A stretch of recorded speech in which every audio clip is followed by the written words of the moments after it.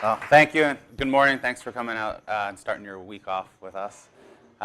So I guess, first of all, any questions, feel free to just stop me in between, kind of go from there. But how many of you, and you can just raise your hand, are doing what you absolutely love to do, what you wanted to do in life?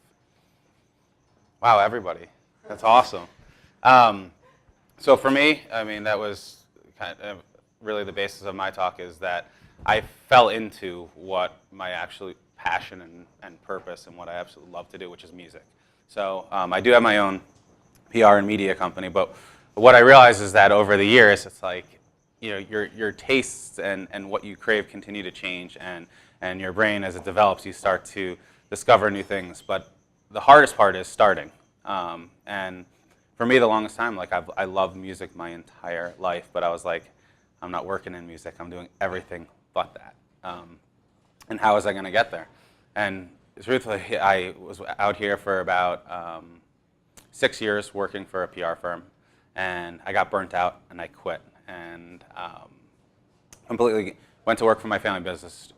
Basically started a blank sheet of canvas over, and one of it was starting my own PR company, because that's what I knew best, but wasn't, and you know, I was passionate about it, but wasn't what I absolutely loved. And so thanks to a friend of mine, I got a kick in the ass, and I started my own blog. And it was a music blog for all my friends. And what I look back at now, with 6 years later, is that by starting that blog, it helped me start to pursue what I absolutely love. And in a roundabout way, now when Megan introduced me, and I can sit here and tell you for the 4th year in a row that I've been head of music and live performances for Life is Beautiful, I can tell you that when you set your mind to something that you love, you can absolutely accomplish that and get to it. It's probably not going to be the easiest road to get to, but if you're able to put the time, the effort, and the steps in, that you can really accomplish anything and go after that absolute passion or that love that you have. And so for me, it started, like I said, on this little blog, and that blog ended up, like, I wrote it for my friends, not thinking like anybody else would actually pick up on it, and then I started realizing that, like, my voice actually started making a difference to people. And it was just like, you know, maybe it was like somebody subscribing to the blog here or there, or it was a friend telling me they really love this playlist. But like that right there was like what I needed to kind of help me boost up to the next step and where I was going. And that led me to being asked to write concert reviews here in town. Something that I never actually thought I actually would want to do. Dude, I just went to concerts because they were fun. But then I realized that my PR background and writing, all of a sudden the dots started connecting. And then that led me to getting asked to write for 2 other publications here in town, and I had music columns. And I'm like, I'm just this PR person, but now it's like I'm writing stories too. And it was just odd, and I kind of like couldn't process it all, but I loved it. Like I craved it, I wanted more, and for whatever reason, like in the back of my head, years before that, it's like, you know, man, like the coolest thing in the world for me would be like, I love going to music festivals. What if I could throw my own? And so a chance happening led me to actually being asked to join what would become Life is Beautiful as head of music. So, of course, just being like, hey, this is something I love, I jumped into it. I wasn't willing to give up all my PR stuff, but I jumped into the music festival opportunity and really found that while it was a new adventure, a new challenge, it was something that, because I loved it, it came to me so easily. So I think that when everyone here raised their hand and said they're doing what they love, it's pretty impressive when you think about it, because there's so many people that we interact with on a daily basis, and maybe it's a sibling or a friend, or you know, just someone that you work with who's just not happy in what they're doing. And ultimately, all of us can sit here and say that, like, and encourage them, but it's got to be the person to start taking the steps on their own to follow that passion for what they love to do. And it's a constant reminder that I have every day. Thankful for Megan and Adam reminding me of this. But it's just like, you know, I treat every day as it's not that it's the last, but like I treat every day as if, like, let's make it the best day I could possibly make it, and let me learn something new. Let me do something fun. And you know, for me, being able to work in music, like that's me being able to do what I love, but also express what I love. So it's not like, you know, it's like you have a conversation with someone, and you ever notice when, like, all of a sudden, you can just see like their cheekbones kind of like raise up, or like their eyes kind of get big and wide, and it's like, you know, you've struck a chord with that person. And I feel that, you know, for me, I was given an amazing opportunity. So every day I get a chance to, you know, if I can do something just to help, give a nudge to someone to help them pursue what they love to do, then I'm doing my part. And it's, you know, it's a constant evolution and growth of yourself to kind of help push someone along. But, you know, I don't think for me, there's a greater moment like that I can have versus helping someone achieve what I'm currently experiencing. And you know, to me, it's just like, you got to go into it loving something 100%, or you're not going to fully be able to take out everything that you want to experience from that, but as well as, you know, help somebody else along the line of, hey, look, you can do this too. There's nothing, if you love something, go after it and get it. It's totally achievable. And so I guess in a quick Snapchat story or whatever, that's kind of, I guess, really why I'm here and why I want to tell my story about love. And it's also like, I still wasn't able to let go of all my PR clients because I love that too. So I decided to kind of morph my agency into the two things that I really love, which is music, entertainment, PR, all that stuff. For me, a lot of it is, on my PR end, is I only work with clients that I'm absolutely passionate about. You know, the same thing applies to me on the music sides with my clients, where it's like, I'm not, like, I get it. People, you need to take a paycheck. If you're yourself, you take clients because you need money to be able to, you know, put a roof over your head, put food in the fridge, you know, get around, stuff like that. But for me, I'm not comfortable enough of being like, hey, I'm just going to sign up a client because, you know what, it's a great number on that check that would be coming in the mail. That, like, it has to come from love. And my PR clients are one of my clients I've had for almost the better part of 11 years, and that stretches to my old company that I worked for. When I left, they joined me because they wanted to work with me again. I work with a spirits company who I'm on year 5 with on their whole portfolio, and those are two clients that I wasn't willing to give up when I was jumping into entertainment because of the love that I have for those clients. So I think that the biggest message is, like, when you find something that you love, it's like, just stick with it. Try to do what you can to continue to not only stimulate your brain, but to make, whether it's your client happy or the people that you're working with happy, just make sure that the environment that you're surrounded with is one of love, obviously, but something that it's genuine, it's true, that you want to leave the egos outside, because there's no space in it for something that if we were all working on a project together, and like, I would hope that all of us were going after the same common goal, which is to succeed, to inspire people, to make people happy with what we're putting out there. And at the end of the day, it's, you know, it's like the Beatles would say, all you need is love. And to me, it's so true. It's like, love can do amazing things in this world, and if you just kind of you know, put your mind to it and put your heart out there and let people into it, then, you know, incredible results can happen.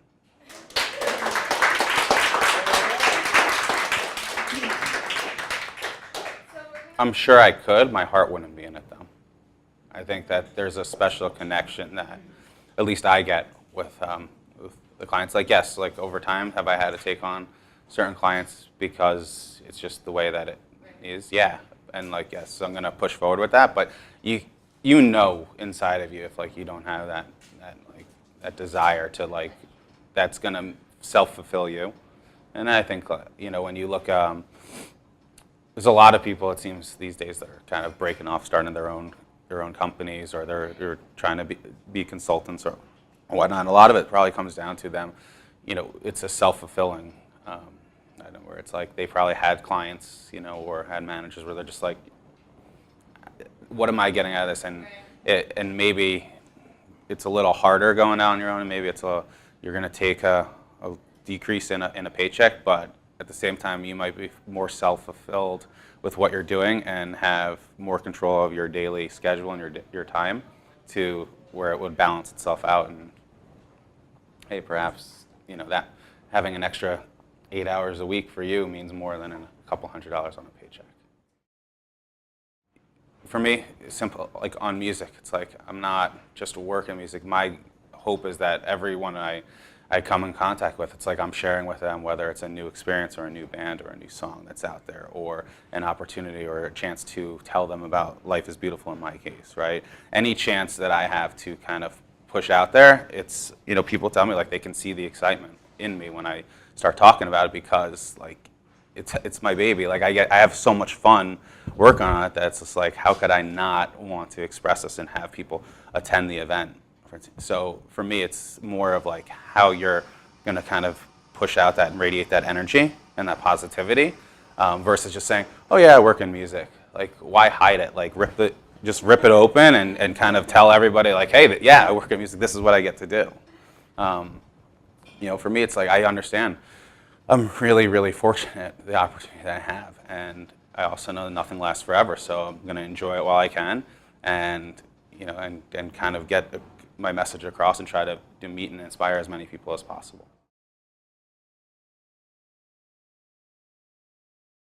In music or in general or? In your career, Oh. story you've been able to tell. My favorite story I've been able to tell in this industry, and I don't think I could stop it, other than the fact that I probably didn't think I'd get a chance to work on a music festival as early as I did. But back in 2014, we had a performance at the festival, which was The Beatles' Love by Cirque du Soleil and the Las Vegas Philharmonic. And to this date, like, it's the coolest thing I'll ever get a chance to work on. And I preface that by saying that there's a lot of layers to making something like that happen. First off, like, it was a crazy idea that came out of my brain where I was like, hey, how cool would it be if like the Beatles' Love was, and Cirque characters were flying all over stage and there was a Philharmonic playing Beatles music. And I kind of got some like, because I knew the Philharmonic wanted to do some stuff with us, and we were like, what do I do? And everyone looked at me cross-eyed like, you're fucking crazy. Pardon my speech, sorry. They're like, said that, no joke, you're fucking crazy. It's not going to work. And so I said, all right, well, let me at least pitch the idea. I got the Philharmonic on board. They're like, absolutely, we'd love to do this. And then when I went over to Cirque, I was like, all right, I got this crazy idea. What do you think? And at that point, like, Apple Corps owns the rights to all of the Beatles music. So first, Cirque had to sign off, and they're like, okay, yes, we'll go to Giles Martin, who was the co-producer of the Beatles' Love on all the soundtrack. And Giles actually fell in love with it and thought it was a brilliant idea. And so we got approval from Apple Corps, and then Giles had to rewrite the scores for the Philharmonic, too. And this was like months process to kind of get things going. And then you have like the Philharmonic kind of like waiting in the balance, but they're all unionized employees and they need a schedule. Most of them work on shows on the Strip too, and they only do the Philharmonic at certain times. So you're just like, balance this. Then you're balancing over like 70 artists on the Cirque side. And if you've ever worked with creative types like that, you know that they're very special and delicate to handle. But what I didn't know too is that orchestra people are just the same. So it was just like this crazy swirl of like, it came together and everyone's like, holy shit, this is happening. And so we just kind of kept on going along with the process of it. We rented out a ballroom at the Mirage, had a rehearsal. Then the Thursday before the festival, when we were doing load-in, we had a final rehearsal on stage. We couldn't get some of the rigging validated in time, so we thought. So I was like freaking out because those are the guys that are actually going to fly up. And so that somehow in the 25th hour it actually worked. And then the performance was going to be on Sunday. So everybody kind of went on their ways, and I'm sitting here wondering, I'm like, all right, are people actually going to come to this performance though? Because I gave them a big slot on Sunday. Like, I mean, people are really are going to be here. And so I'm like running around the festival, and all of a sudden, like, I come over and I just like, I'm in the back of the house, and I'm making sure everyone's like loading in the final set props and stuff like that. And all of a sudden, I see like the entire main stage is like packed, and I'm just like, oh my god, like this is gonna work. And to know that like every step that went into it, and just kind of like people just kept on coming in, and all of a sudden, like that first note from the Philharmonic starts, and it's just like you could hear pins drop, and like I'm getting like chills just like even thinking about this, and like just hearing Beatles music played by a symphony is absolutely just gorgeous, and you just kind of like it was the first time I had a moment back to like year one of the festival of like where your body just like kind of like you just have that moment of like wow, like this is here, and I remember just like people just kept coming in, and it was remained quiet. And then all of a sudden, like 15 minutes through the performance, came the Cirque portion, and the music just kind of like exploded, and people were like jumping and flying, and the characters and costumes were out, and everyone was loving. And I was just like, that was it. Like that was that moment for me. And like looking back at it and pulling that off, like to this day, I still say that's the greatest thing I will ever do in music, just because it was so many steps and so cool to get there, and involved a band and a show that my favorite show in the world. It involved a band that obviously has been around and is universal, and a Philharmonic that touched here locally, and a festival that was here locally. And you know, it was the second year in a row we were the first festival to bring Cirque du Soleil to a festival. So like to be able to accomplish something like that was by far the best thing. It was year one of the festival. It's funny. I learned a lot. Music industry was something I always wanted to be in. I never actually knew if I was going to be in it, as I said. And year one of the festival, it was pretty much like a minor league baseball team. I had like 12 different jobs. I ended up, by accident, basically learning the whole ticketing department of a festival, which is a blessing in disguise now. At the time, I wasn't really happy about it. But it's a blessing in disguise because it actually is like one of the obviously main components that makes the festival run, and I didn't realize how important at the time it was. But the first day of the festival, I learned a really, really important lesson, which was your box office is the first line of that the people will see and experience at your event. You know, people are coming to your event to have the best time, the best weekend, and if box office you have an issue over there, it's like, man, those people are pissed off. They're not in a good mood. Chances are they may ruin their day with some people, right? Like people just kind of get turned off when that happens.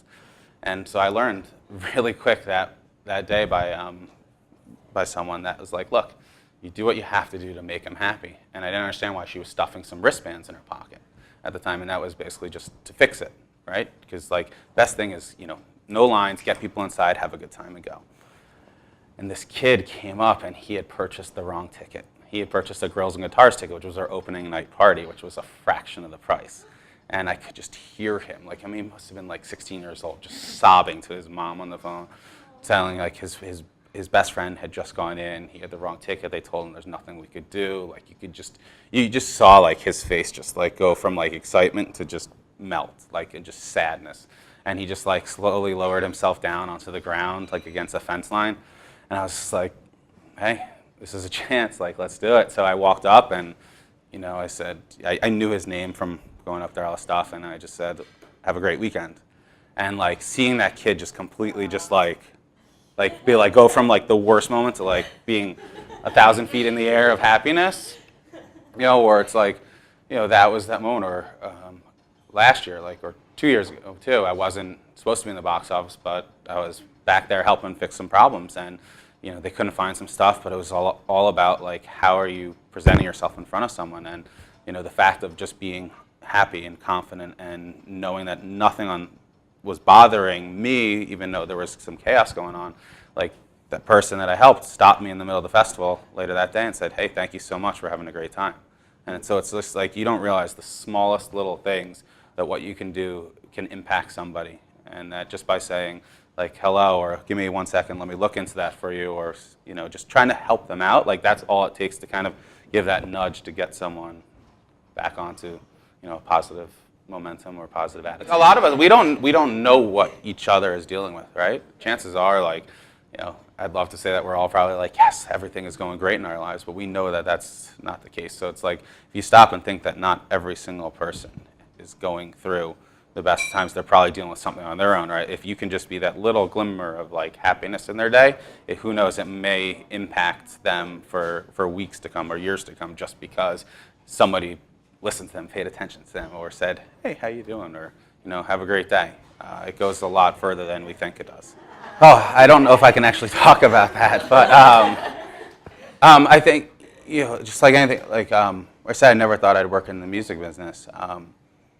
I never thought, when I was younger, I wanted to work in sports. I worked in sports. Then I moved to Vegas, wanted to work in entertainment. I want to work in entertainment. Now it's like, then I wanted to work on a music festival and doing that. So I think it's kind of, I'm strategizing on some things that I would like to do. I'd be lying if I said eventually I would want to have a venue with my brother where it's a restaurant and live music venue.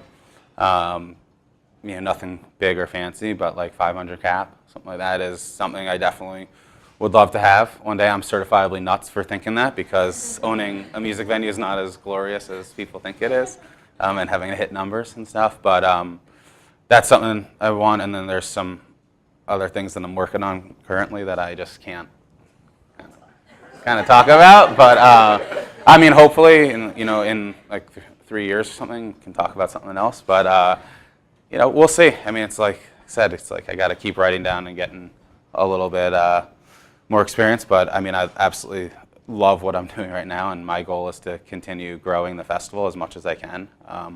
I've been there from day one, which is a lot, since almost nobody's been there from day one except me. So, but I also have, I love it so much that I'm not willing to. I want to see Life is Beautiful grow to being something much bigger and keep, feeding people's ears with good music. A book I started reading recently that I absolutely love is Stuart Scott's book. He was the ESPN anchor who unfortunately passed away from cancer. His book is really emotional in terms of love and family and career and stuff like that, which I really loved. My mentors for me, my dad is my hero. That's above and beyond it. But outside of my dad and obviously my mom and my brothers, our partners in San Francisco and Other Planet Entertainment, they have mentored me for the last 3.5 years and shown me the ropes of the music industry that I didn't know or didn't see. I had business sense, stuff like that, but they showed me entertainment. So their EVP has been a pretty big and close mentor for me over the years. And then, like I said, my dad is right up there as number one. So 5 years, what's the biggest mistake I made? That's a tough one. I don't know. Honestly, I don't know if I could say I had made a mistake, because normally I would say I probably should have done all of this sooner. But if I did it sooner, I wouldn't have the experience that I had. The biggest mistake I had was, I don't know. I think it might have been like not doing this sooner, just simply based on the fact that I absolutely love what I'm doing, and I know that it took me a while to like have the confidence in myself, but I know what I'm doing. And if I would have known this before, I would have jumped into music a long time ago. But like you said, I don't know if I would have been working on a music festival if that was the case. So, but yeah, I would say that's the biggest mistake, is not going after my dreams a little bit earlier. Well, I don't look at it as a mistake, though, right? It's like that. What's the cliche statement? It's like the only regrets you'll have are the ones chances you don't take or whatnot.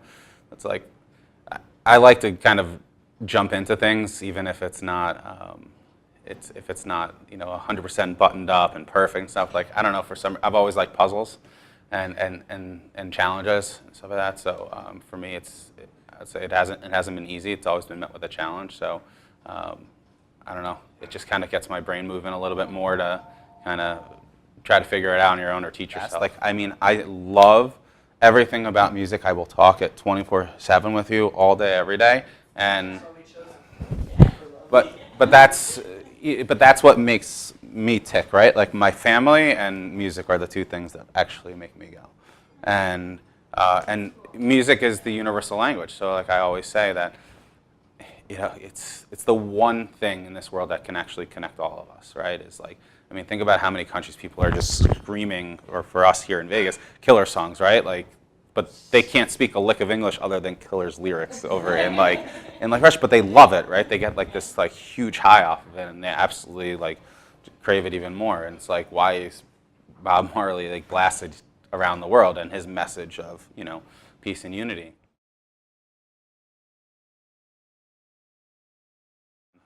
It's like a blessing and a curse to be the entertainment capital. If we were booking this festival even in say Denver, Colorado, it would be a complete different set of circumstances. But here, it's like you're constantly battling. I shouldn't say battling, but like all the big headliners on the Strip, plus all the arena shows that come in, plus all the DJs, and plus the different venues. But I look at like Brooklyn Bowl, right? Brooklyn Bowl really, really helped this community because of their consistent programming.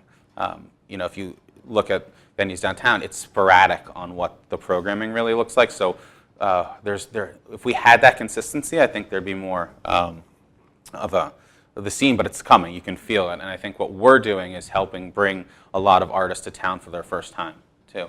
Or bringing artists back for the first time in years that have traditionally skipped Vegas. So I think if you look up and down our lineup, it's like if you take someone like Mumford & Sons, they haven't been here in 5.5 years. The Lumineers have never been here ever. The Shins haven't been here in 5.5 years, right? And then, I couldn't tell you the last time Jimmy Eat World's been here in town, and all of these bands are in our top most scheduled artists this year. So if we can continue to bring in artists that fans want to see or haven't seen before and break new music, then I think we're going to keep creeping closer to more venues signing up bands to come through on their routing. It's tough because I don't get to see most of what actually happens. But I don't know, like that first year, get it? Like that first year, seeing a collection of artists, but like having the Killers close out the festival and being right here in our backyard, that was something special. Just like last year when they popped up during Brandon Flowers' set, like watching the crowd was probably the coolest moment of just like people freaking out and crying and all that stuff. I'm trying to think, like for me, like if there's been an artist that, I don't know. I treat all the bands like my kids in a way, right? Like if I had kids, so they're favorite. But like, I don't know. We had a band called Echo Smith in 2014, and we were the first festival to ink them and have them play. And that's a band that hasn't forgotten that. So I think anytime we have a chance to make those kind of connections and a band that remembers it, to me that means more than putting anybody else on stage. As if like what we're doing and the purpose and what we stand for, and people walk away having those memories of us, like that's, I don't know, to me that's the best part about it. I don't know what Outkast probably maybe the best performance from me personally. So that was probably like that was like my like teenage like kid just freaking out that moment. They're not going to take the stage again. I would be shocked if that happened. So like for us to have the second to last Outkast show, like I don't know. I literally had a fan moment during that set. I got to watch like the first half from side stage and just kind of like lost it in that way of like excitement level, and seeing like fans like here freak out. It's like when you book a band that says, yeah, we're going to play 40 festivals, and then you get to like their second to last one, you wonder like, is everyone going to be over it? And yet Vegas kind of just like rose up together and had the best time with them. Like, I don't know, that set was special to me. So.